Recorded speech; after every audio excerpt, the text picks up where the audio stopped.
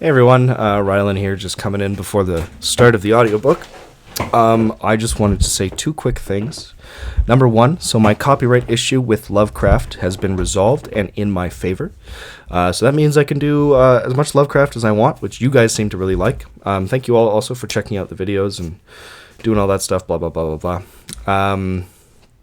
But yeah, so copyright disputes got resolved in my favor because Lovecraft is public domain, as should be obvious, so I don't know why I got claimed for those, but they are up. Hope you enjoy them. Let me know what you think. Secondly, so as you know, I'm doing a couple series right now. One of them I'm doing, obviously, you're listening to it, is going to be all the works of H.P. Lovecraft, or all the fiction works at least. None of the letters and stuff. A lot of these I'm reading for the first time as we go. And, you know, people talk about Lovecraft, that it's like, oh, indescribable horror. It's like, that's not scary. I do want to say, of the stuff I've read so far, and of the Lovecraft stories I've heard, this one is really good. Like, this one actually got my skin crawling at a couple points, and I just wanted to say that I really like this story. So I hope you guys enjoy it too, but I couldn't recommend this one more. It's my favorite. Maybe it just has to do with some personal fear or something, but this one's great. Hope you enjoy. Let me know what you think down below. Thank you so much. Expect more Lovecraft in the upcoming days and weeks and so on and so forth. Anyway, let's get right to it. Today, we are doing The Curse of Yig by H.P. Lovecraft for Zealia Bishop. In 1925, I went into Oklahoma looking for snake lore, and I came out with a fear of snakes that will last me the rest of my life. I admit it is foolish, since there are natural explanations for everything I saw and heard, but it masters me nonetheless. If the old story had been all there was to it, I would not have been so badly shaken. My work as an American Indian ethnologist has hardened me to all kinds of extravagant legendry, and I know that simple white people can beat the Redskins at their own game when it comes to fanciful inventions. But I can't forget what I saw with my own eyes at the insane asylum in Guthrie. I called it that asylum because a few of the oldest settlers told me I would find something important there. Neither Indians nor white men would discuss the snake god legends I had come to trace. The oil boom newcomers, of course, knew nothing of such matters, and the red men and old pioneers were plainly frightened when I spoke of them. Not more than 6 or 7 people mentioned the asylum, and those who did were careful to talk in whispers. But the whisperers said that Dr. McNeil could show me a very terrible relic and tell me all I wanted to know. He could explain why Yig, the half-human father of serpents, is a shunned and feared object in central Oklahoma, and why old settlers shiver at the secret Indian orgies which make the autumn days and nights hideous with the ceaseless beating of tom-toms in lonely places.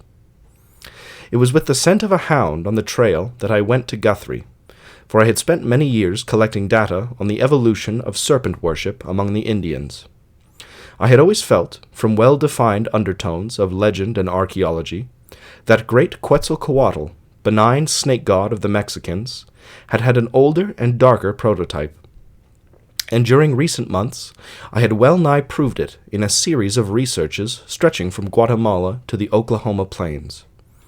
But everything was tantalizing and incomplete, for above the border, the cult of the snake was hedged about by fear and furtiveness. Now it appeared that a new and copious source of data was about to dawn, and I sought the head of the asylum with an eagerness I did not try to cloak. Dr. McNeil was a small, clean-shaven man of somewhat advanced years, and I saw at once from his speech and manner that he was a scholar of no mean attainments in many branches outside his profession. Grave and doubtful when I first made known my errand, his face grew thoughtful as he carefully scanned my credentials and the letter of introduction which a kindly old ex-Indian agent had given me. "So, you've been studying the Lig legend, eh?" he reflected sententiously.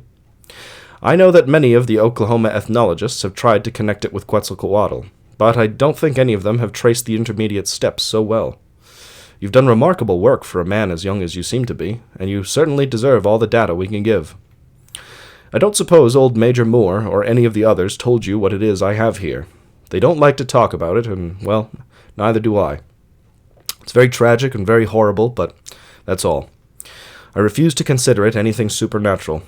There's a story about it that I'll tell you after you see it. A devilish sad story, but one that I won't call magic. It merely shows the potency that belief has over some people.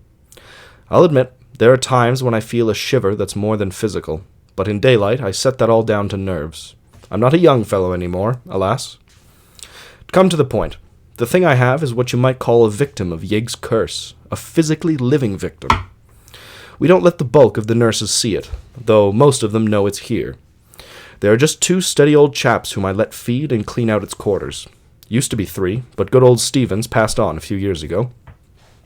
I suppose I'll have to break in a new group pretty soon, for the thing doesn't seem to age or change much, and we old boys can't last forever. Maybe the ethics of the near future will let us give it a merciful release, but it's hard to tell.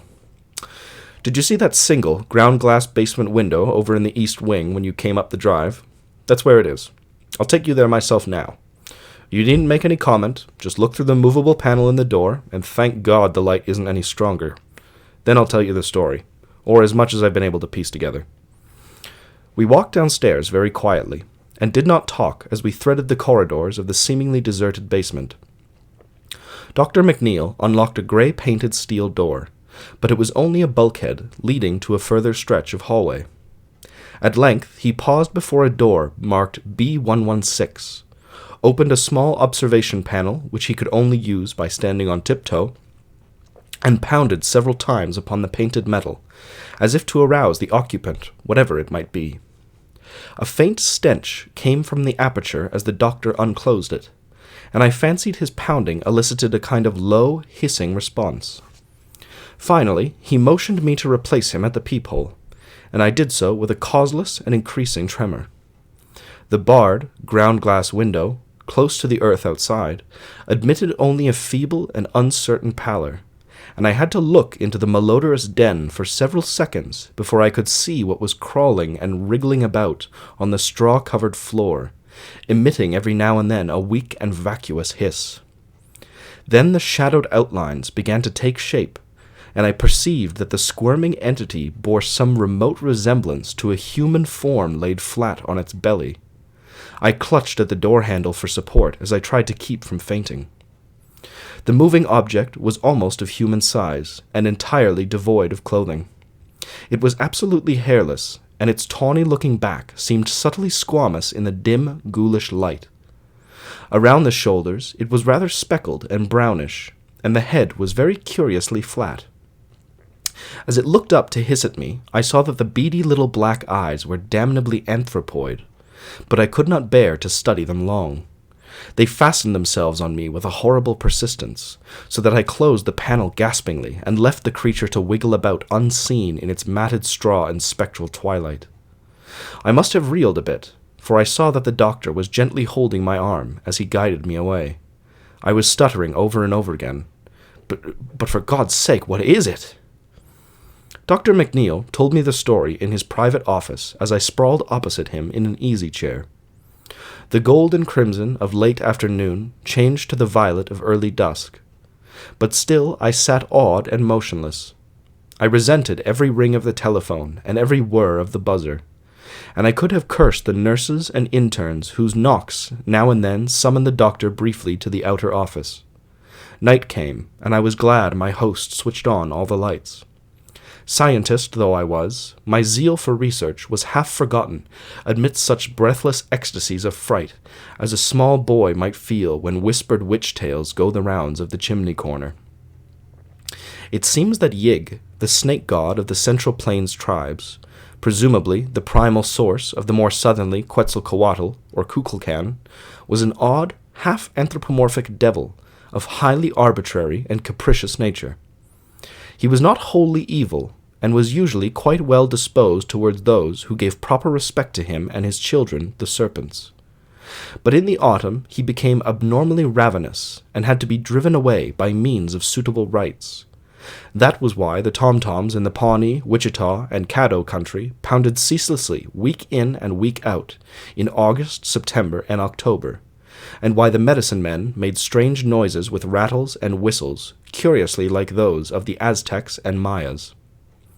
Yig's chief trait was a relentless devotion to his children, a devotion so great that the redskins almost feared to protect themselves from the venomous rattlesnakes which thronged the region. Frightful clandestine tales hinted of his vengeance upon mortals who flouted him or wreaked harm upon his wriggling progeny, his chosen method being to turn his victim, after suitable tortures, into a spotted snake. In the old days of the Indian Territory, the doctor went on, there was not quite so much secrecy about Yig. The plains tribes, less cautious than the desert nomads and the pueblos, talked quite freely of their legends and autumn ceremonies with the first Indian agents, and let considerable of the lore spread out through the neighboring regions of white settlement. The great fear came in the land rush days of '89, when some extraordinary incidents had been rumored, and the rumors sustained by what seemed to be hideously tangible proofs. Indians said that the new white men did not know how to get on with Yig, and afterward the settlers came to take that theory at face value. Now, no old-timer in middle Oklahoma, white or red, could be induced to breathe a word about the snake god except in vague hints. Yet after all, the doctor added with almost needless emphasis, the only truly authenticated horror had been a thing of pitiful tragedy rather than of bewitchment. It was all very material and cruel, even that last phase which had caused so much dispute. Dr. McNeil paused and cleared his throat before getting down to his special story, and I felt a tingling sensation as when a theater curtain rises. The thing had begun when Walker Davis and his wife Audrey left Arkansas to settle in the newly opened public lands in the spring of 1889, and the end had come in the country of the Wichitas, north of the Witchita River, in what is at present Caddo County. There is a small village called Binger there now, and the railway goes through, but otherwise the place is less changed than other parts of Oklahoma. It is still a section of farms and ranches, quite productive in these days, since the great oil fields do not come very close. Walker and Audrey had come from Franklin County in the Ozarks, with a canvas-topped wagon, 2 mules, an ancient and useless dog called Wolf, and all their household goods. They were typical hill folk, youngish and perhaps a little more ambitious than most, and looked forward to a life of better returns for their hard work than they had had in Arkansas. Both were lean, raw-boned specimens, the man tall, sandy, and grey-eyed, the woman short and rather dark, with a black straightness of hair suggesting a slight Indian admixture. In general, there was very little of distinction about them, but for one thing their annals might not have differed from those of thousands of other pioneers who flocked into the new country at that time. That thing was Walker's almost epileptic fear of snakes, which some laid to prenatal causes, and some said came from a dark prophecy about his end, with which an old Indian squaw had tried to scare him when he was small. Whatever the cause, the effect was marked indeed, for despite his strong general courage, the very mention of a snake would cause him to grow faint and pale, while the sight of even a tiny specimen would produce a shock sometimes bordering on a convulsion seizure. The Davises started out early in the year, in the hope of being on their new land for the spring plowing. Travel was slow, for the roads were bad in Arkansas, while in the territory there were great stretches of rolling hills and red, sandy barrens without any roads whatsoever. As the terrain grew flatter, the change from their native mountains depressed them more, perhaps, than they realized. But they found the people at the Indian agencies very affable, while most of the settled Indians seemed friendly and civil. Now and then they encountered a fellow pioneer, with whom crude pleasantries and expressions of amiable rivalry were generally exchanged. Owing to the season, there were not many snakes in evidence, so Walker did not suffer from his special temperamental weakness. In the earlier stages of the journey, too, there were no Indian snake legends to trouble him, for the transplanted tribes from the southeast do not share the wilder beliefs of their western neighbors. As fate would have it, it was a white man at Ocmulgee in the Creek country who gave the Davises the first hint of Yig beliefs, a hint which had a curiously fascinating effect on Walker, and caused him to ask questions very freely after that. Before long, Walker's fascination had developed into a bad case of fright.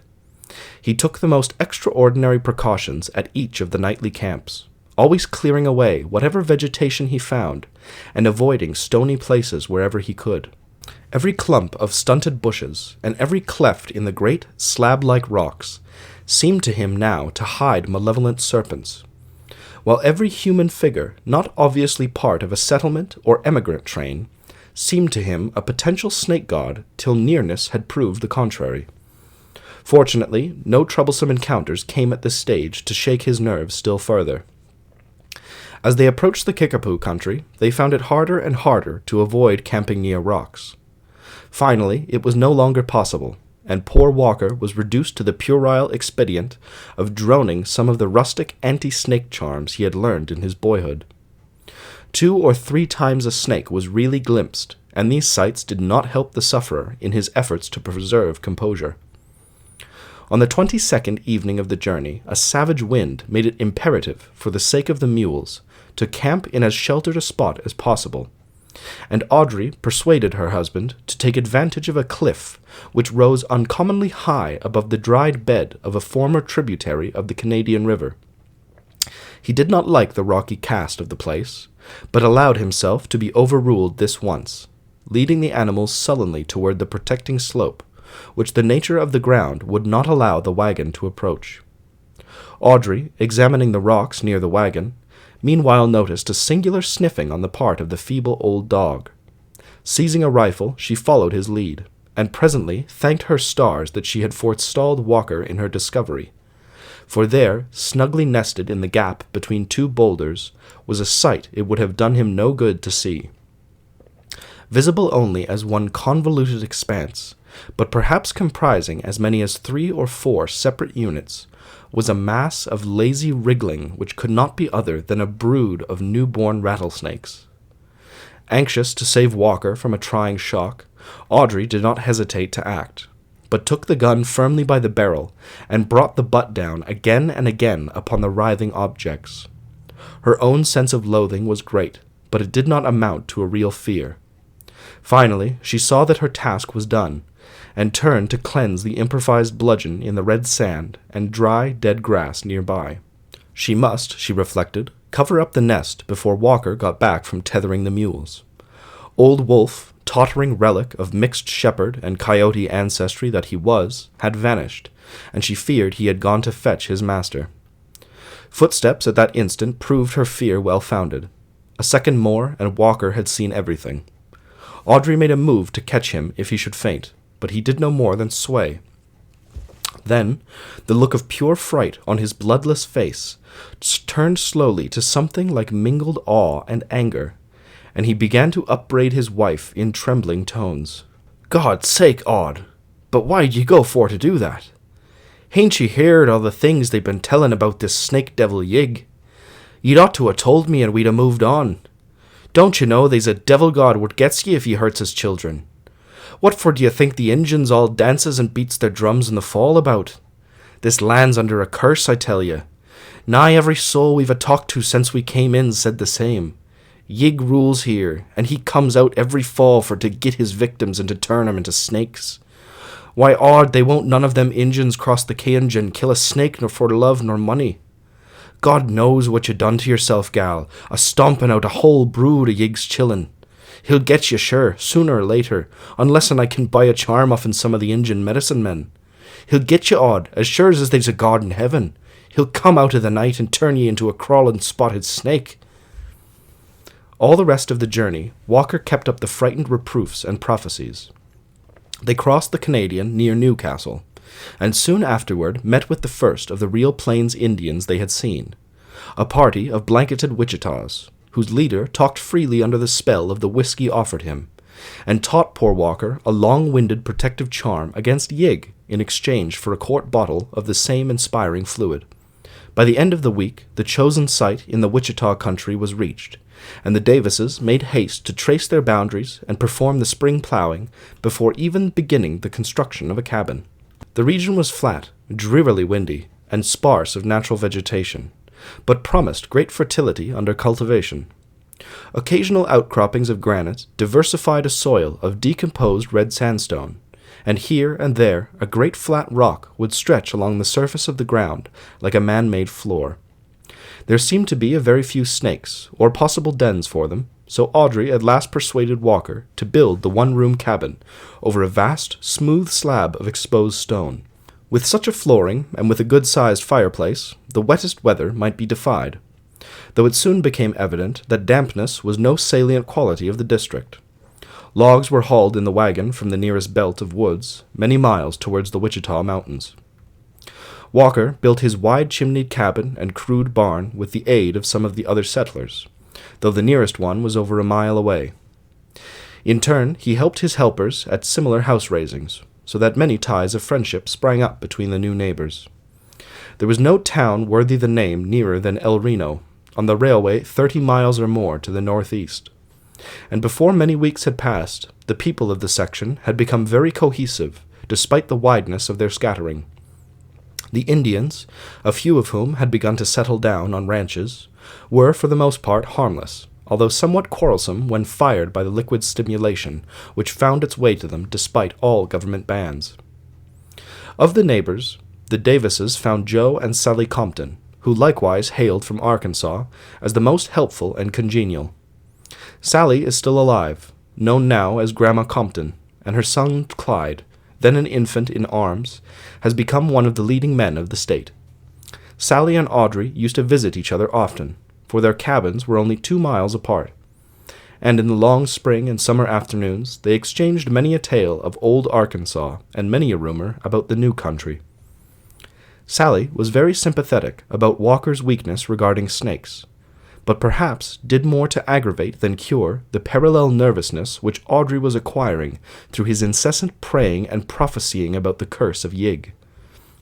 She was uncommonly full of gruesome snake stories, and produced a direfully strong impression with her acknowledged masterpiece, the tale of a man in Scott County who had been bitten by a whole horde of rattlers at once, and had swelled so monstrously from poison that his body had finally burst with a pop. Needless to say, Audrey did not repeat this anecdote to her husband, and she implored the Comptons to beware of starting it on the rounds of the countryside. It is to Joe's and Sally's credit that they heeded this plea with the utmost fidelity. Walker did his corn planting early, and in midsummer improved his time by harvesting a fair crop of the native grass of the region. With the help of Joe Compton, he dug a well which gave a moderate supply of very good water, though he planned to sink an artesian later on. He did not run into many serious snake scares, and made his land as inhospitable as possible for wriggling visitors. Every now and then he rode over to the cluster of thatched, conical huts which formed the main village of the Wichitas, and talked long with the old men and shamans about the snake god and how to nullify his wrath.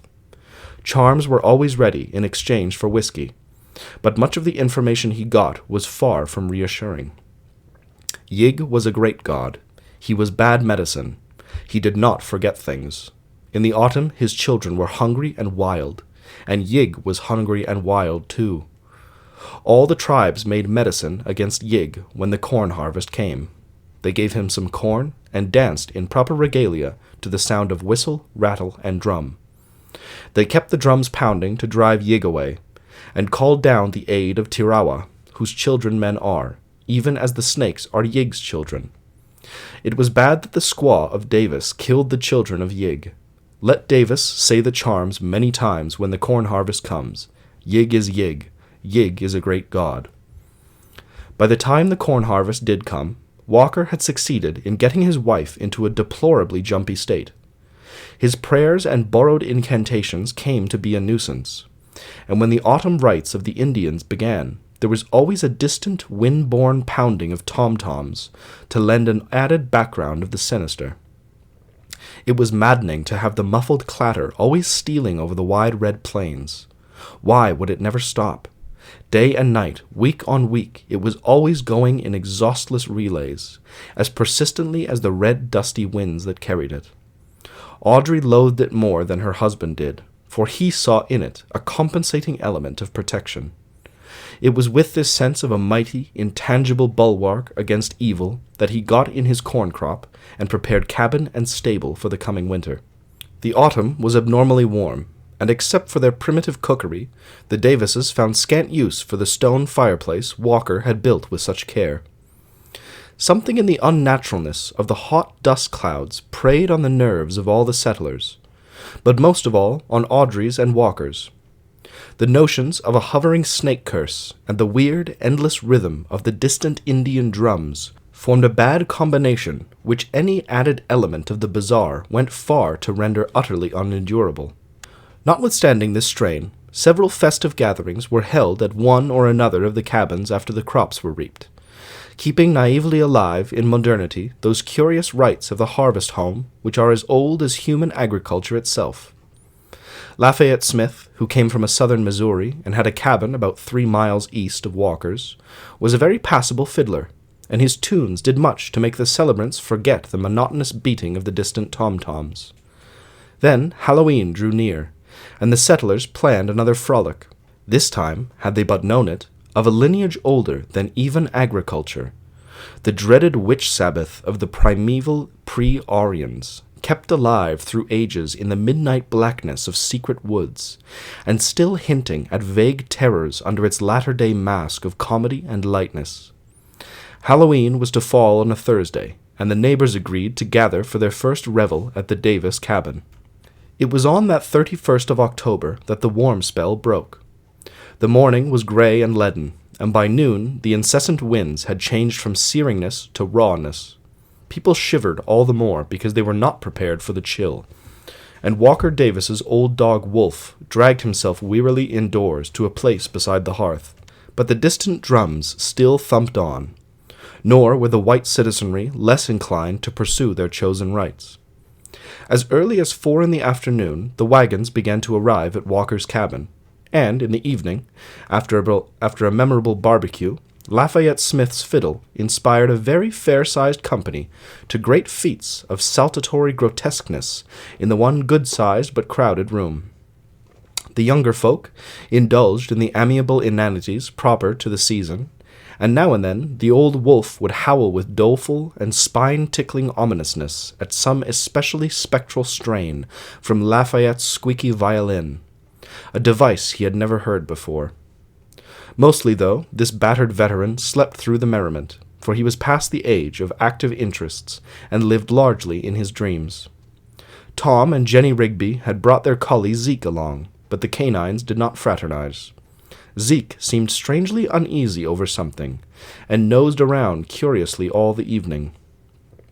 Audrey and Walker made a fine couple on the floor, and Grandma Compton still likes to recall her impression of their dancing that night. Their worries seemed forgotten for the nonce, and Walker was shaved and trimmed into a surprising degree of spruceness. By 10 o'clock, all hands were healthily tired, and the guests began to depart family by family, with many handshakes and bluff assurances of what a fine time everybody had had. Tom and Jenny thought Zeke's eerie howls as he followed them to their wagon were marks of regret at having to go home, though Audrey said it must be the faraway tom-toms which annoyed him, for the distant thumping was surely ghastly enough after the merriment within. The night was bitterly cold, and for the first time Walker put a great log in the fireplace and banked it with ashes to keep it smouldering till morning. Old Wolf dragged himself within the ruddy glow and lapsed into his customary coma. Audrey and Walker, too tired to think of charms or curses, tumbled into the rough pine bed and were asleep before the cheap alarm clock on the mantel had ticked out 3 minutes, and from far away the rhythmic pounding of those hellish tom-toms still pulsed on the chill night wind. Dr. McNeil paused here and removed his glasses, as if blurring of the objective world might make the reminiscent vision clearer. "You'll soon appreciate," he said, "that I had a great deal of difficulty in piecing out all that happened after the guests left. There were times, though, at first, when I was able to make a try at it." After a moment of silence, he went on with the tale. Audrey had terrible dreams of Yig, who appeared to her in the guise of Satan as depicted in cheap engravings she had seen. It was indeed from an absolute ecstasy of nightmare that she started suddenly awake to find Walker already conscious and sitting up in bed. He seemed to be listening intently to something, and silenced her with a whisper when she began to ask what had roused him. "Hark, Aud," he breathed. "Don't you hear something a-singin' and buzzin' and rustlin'? Do you reckon it's the fall crickets?" Certainly, there was distinctly audible within the cabin such a sound as he had described. Audrey tried to analyze it, and was impressed with some element at once horrible and familiar, which hovered just outside the rim of her memory.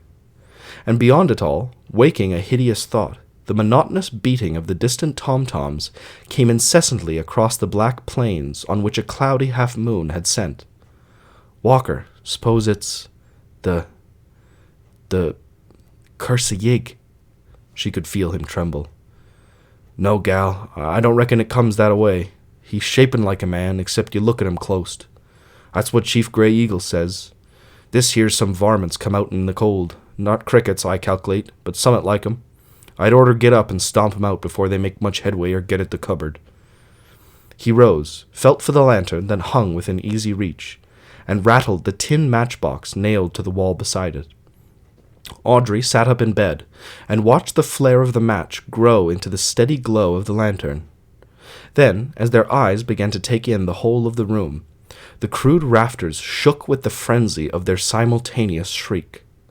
For the flat, rocky floor, revealed in the new-born illumination, was one seething, brown-speckled mass of wriggling rattlesnakes, slithering toward the fire, and even now turning their loathsome heads to menace the fright-blasted lantern-bearer.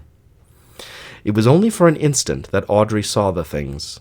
The reptiles were of every size, of uncountable numbers, and apparently of several varieties.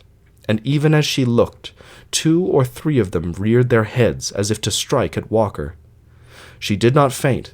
It was Walker's crash to the floor that extinguished the lantern and plunged her into blackness. He had not screamed a second time.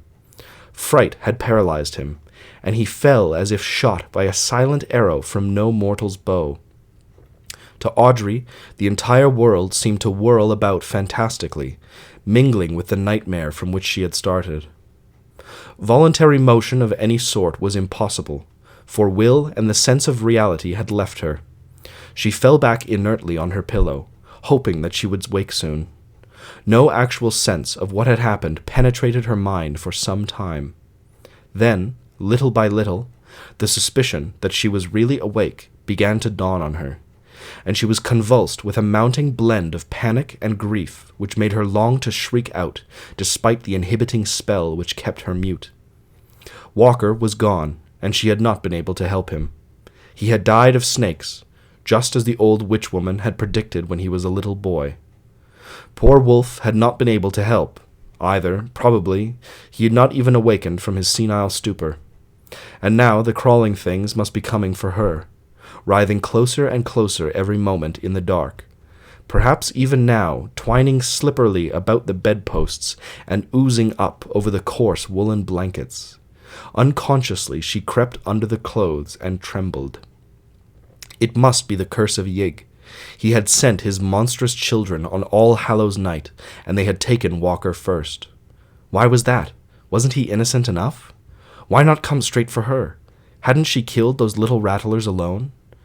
Then she thought of the curse's form as told by the Indians. She wouldn't be killed, just turned into a spotted snake. Ugh! So she would be like those things she had glimpsed on the floor, those things which Yig had sent to get her and enroll her among their number. She tried to mumble a charm that Walker had taught her, but she found she could not utter a single sound. The noisy ticking of the alarm clock sounded above the maddening beat of the distant tom-toms. The snakes were taking a long time. Did they mean to delay on purpose to play on her nerves? Every now and then she thought she felt a steady, insidious pressure on the bedclothes, but each time it turned out to be only the automatic twitchings of her overwrought nerves. The clock ticked on in the dark, and a change came slowly over her thoughts. Those snakes couldn't have taken so long. They couldn't be Yig's messengers after all, but just natural rattlers that were nested below the rock and had been drawn there by the fire. They weren't coming for her. Perhaps they had sated themselves on poor Walker. Where were they now? Gone? Coiled by the fire? Still crawling over the prone corpse of their victim? The clock ticked, and the distant drums throbbed on. At the thought of her husband's body, lying there in the pitch blackness, a thrill of purely physical horror passed over Audrey. That story of Sally Compton's about the man back in Scott County. He, too, had been bitten by a whole bunch of rattlesnakes. And what happened to him? The poison had rotted the flesh and swelled the whole corpse, and in the end the bloated thing had burst horribly with a detestable popping noise. Was that what was happening to Walker down there on the rock floor? Instinctively, she felt she had begun to listen for something too terrible even to name to herself. The clock ticked on, keeping a kind of mocking, sardonic time with the far-off drumming that the night wind brought. She wished it were a striking clock, so that she could know how long this eldritch vigil must last. She cursed the toughness of fibre that kept her from fainting, and wondered what sort of relief the dawn could bring after all. Probably neighbors would pass. No doubt somebody would call. Would they find her still sane? Was she still sane now? Morbidly listening, Audrey all at once became aware of something which she had to verify with every effort of her will before she could believe it, and which, once verified, she did not know whether to welcome or to dread. The distant beating of the Indian tom-toms had ceased. They had always maddened her, but had not Walker regarded them as a bulwark against nameless evil from outside the universe? What were some of those things he had repeated to her in whispers after talking with Grey Eagle and the Witchita medicine men? She did not relish this new and sudden silence after all. There was something sinister about it. The loud ticking clock seemed abnormal in its new loneliness. Capable at last of conscious motion, she shook the covers from her face and looked into the darkness toward the window. It must have cleared after the moon set, for she saw the square aperture distinctly against the background of stars. Then, without warning, there came that shocking, unutterable sound. Ugh! That dull, putrid pop of cleft skin and escaping poison in the dark. God! Sally's story, that obscene stench, and this gnawing, clawing silence. It was too much. The bonds of muteness snapped, and the black night waxed reverberant with Audrey's screams of stark, unbridled frenzy. Consciousness did not pass away with the shock. How merciful, if only it had. Amidst the echoes of her shrieking, Audrey still saw the star-sprinkled square of window ahead, and heard the doom-boding ticking of that frightful clock. Did she hear another sound? Was that square window still a perfect square? She was in no condition to weigh the evidence of her senses or distinguish between fact and hallucination. No, that window was not a perfect square. Something had encroached on the lower edge. Nor was the ticking of the clock the only sound in the room. There was, beyond dispute, a heavy breathing, neither her own nor poor Wolf's. Wolf slept very silently, and his wakeful wheezing was unmistakable. Then Audrey saw against the stars the black, demonic silhouette of something anthropoid, the undulant bulk of a gigantic head and shoulders fumbling slowly toward her. Go away, snake devil, go away, Yig. I didn't mean to kill him. I was feared he'd be scared of him. Don't, Yig, don't. I didn't go for to hurt your children. Don't come nigh me, don't change me into no spotted snake. But the half-formless head and shoulders only lurched onward toward the bed, very silently. Everything snapped at once inside Audrey's head, and in a second she had turned from a cowering child into a raging madwoman. She knew where the axe was, hung against the wall on those pegs near the lantern. It was within easy reach, and she could find it in the dark. Before she was conscious of anything further, it was in her hands, and she was creeping toward the foot of the bed, toward the monstrous head and shoulders that every moment groped their way nearer. Had there been any light, the look on her face would not have been pleasant to see.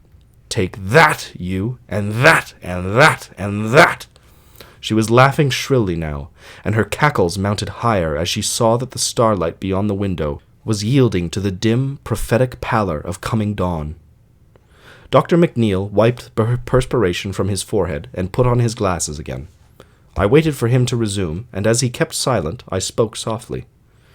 She lived? She was found? Was it ever explained? The doctor cleared his throat. Yes, she lived, in a way.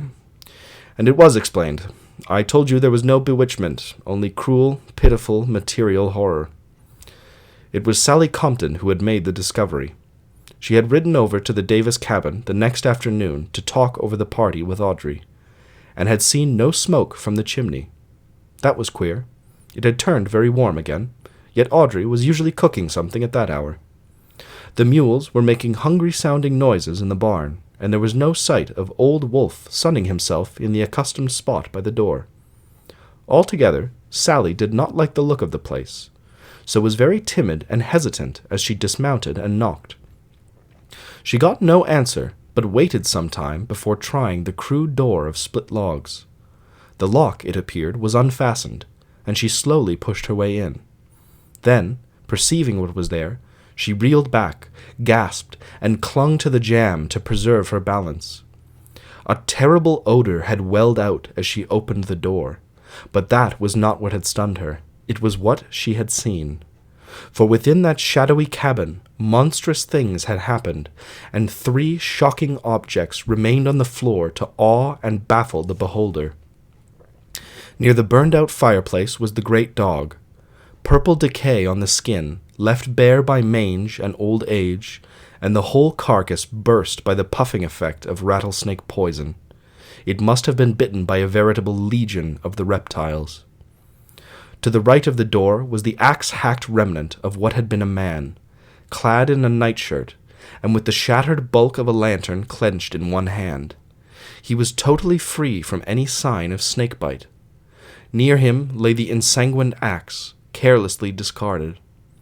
And wriggling flat on the floor was a loathsome, vacant-eyed thing that had been a woman, but was now only a mute, mad caricature.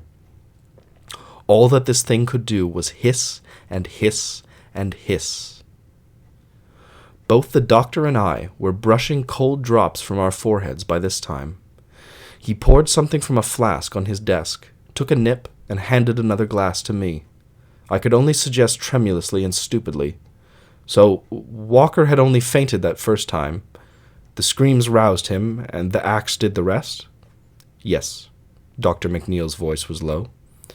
"But he met his death from snakes just the same. It was his fear working in 2 ways. It made him faint, and it made him fill his wife with the wild stories that caused her to strike out when she thought she saw the snake devil." I thought for a moment. "And Audrey, wasn't it queer how the curse of Yig seemed to work itself out on her? I suppose the impression of hissing snakes had been fairly ground into her." "Yes, there were lucid spells at first, but they got to be fewer and fewer. Her hair became white at the roots as it grew, and later began to fall out. The skin grew blotchy, and when she died," I interrupted with a start. "Died? Then what was that thing downstairs?" "That is what was born to her 3/4 of a year afterward. There were 3 more of them. 2 were even worse, but this is the only one that lived."